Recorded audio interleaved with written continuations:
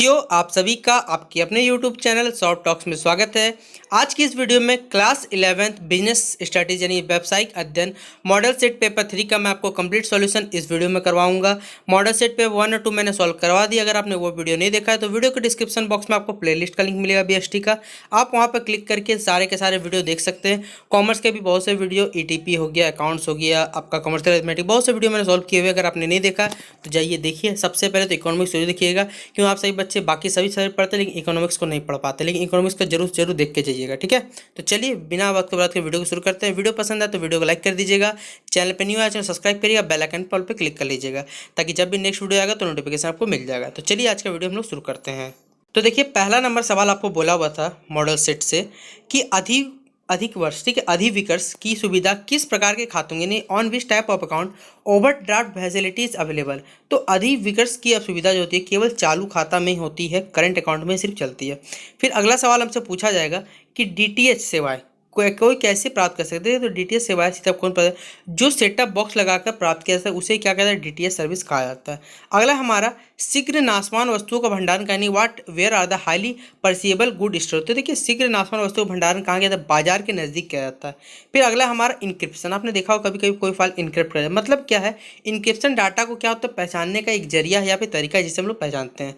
फिर अगला हमारा give any one argument in favour of social responsibility. देखिए सीधा बात है, सामाजिक उत्तरदायित्व की अवधारणा के पक्ष में आपको एक तर्क देना है। तो देखिए, सामाजिक अवधारणा के प्रति स्वयं व्यवसाय के दीर्घकालीन हित में होती है। संतुष्ट ग्राहक, संतुष्ट कर्मचारी तथा संतुष्ट पूंजीदाता किसी भी संस्था की भावी सफलता की सबसे बड़ी गारंटी होती है, ठीक है।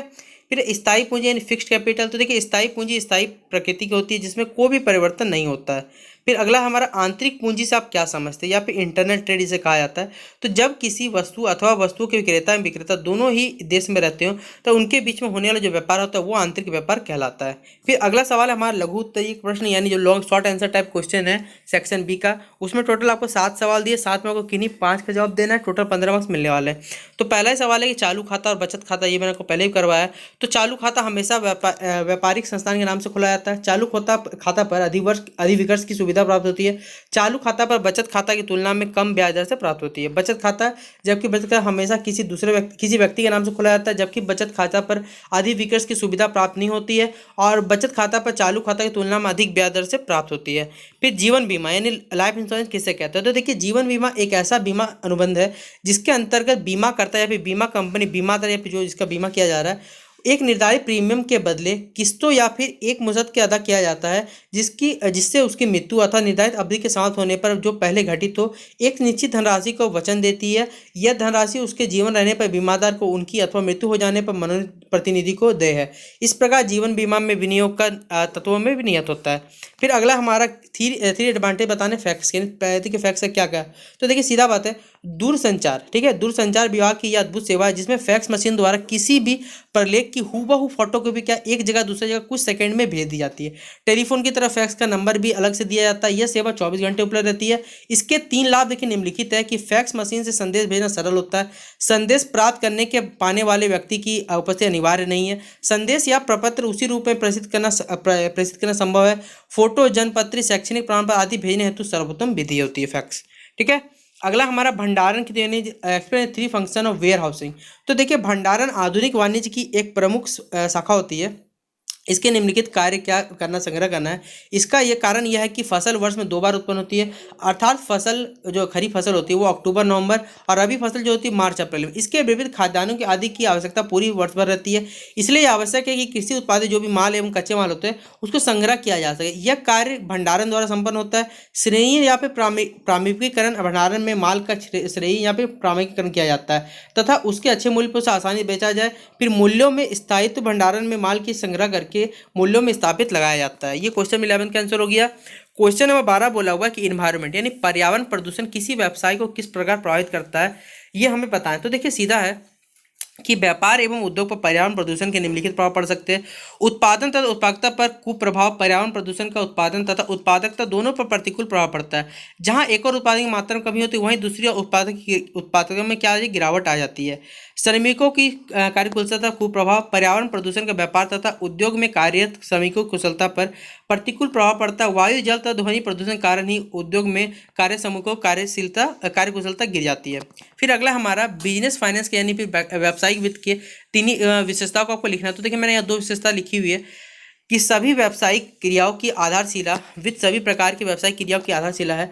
चाहे किसी भी व्यवसाय अथवा उद्योग की स्थापना करनी हो अथवा उसका संचालन करना हो अथवा विकास करना हो, सभी जगह वित्त की आवश्यकता होती है, यानी फाइनेंस की आवश्यकता होती है। इस प्रकार वित्तीयकरण क्या है, एक महत्वपूर्ण व्यावसायिक क्रिया है। फिर बदलती हुई आवश्यकता वित्त की आवश्यकता एक समान न रखकर व्यवसाय की प्रकृति, आकार, क्षेत्र तथा इस मांग के अनुसार घटती बढ़ती रहती है। विभिन्न प्रकार वित्त विभिन्न प्रकार का होता है। उसे स्वयं की पूंजी अथवा ऋण पूंजी, इस प्रकार दीर्घकालीन पूंजी तो अल्प पूंजी में काउंट किया जाता है। फिर फुटकर व्यापारी यानी जैसे आप कहते हैं रिटेलर।